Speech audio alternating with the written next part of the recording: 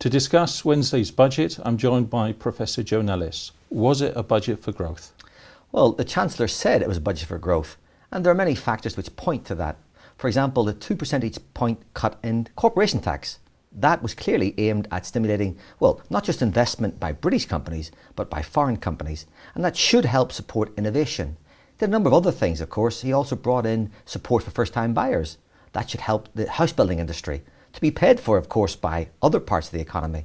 So, on balance, I don't think he could have done much more for growth, although some would argue he could have, for example, brought in capital gains tax relief on corporate investment. But I think on balance, it was quite good for growth. Now, the OBR forecast was revised down from 2.1 to 1.7. Do you think we're going to hit that, or is it going to be a weaker recovery? Now, this is the big worrying point. That downward revision was quite significant, and it's still above the OECD's forecast for the UK, which is 1.5% for the coming year. So I think probably he is on the upper side of the range of estimates. I would think that the OECD is probably about right. The danger, therefore, is that if growth is less than what has been put into the budget, then tax revenue will be less, which means we may be facing more spending cuts in the future. So there's a big question mark around this, and that is a worrying point, especially it's year on year on year, which means the budget deficit will not fall as fast as the government would like. So I'm hoping he's got it right. I suspect he's on the optimistic side. So some crumbs of comfort for us motorists. The fuel duty rises are being postponed, but there's now this windfall tax.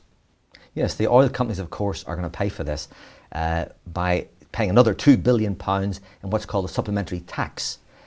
They're not happy about it. That's not surprising. But let's be clear. Over the last few months, in the last year or so, world economic events have actually led to a huge rise, significant rise in the price of a barrel of oil. So oil company profits have increased significantly. The extra $2 billion is not going to hurt them. The question is, of course, are they going to pass it on to the consumer? Several have said they will not do that. I tend to agree with that statement.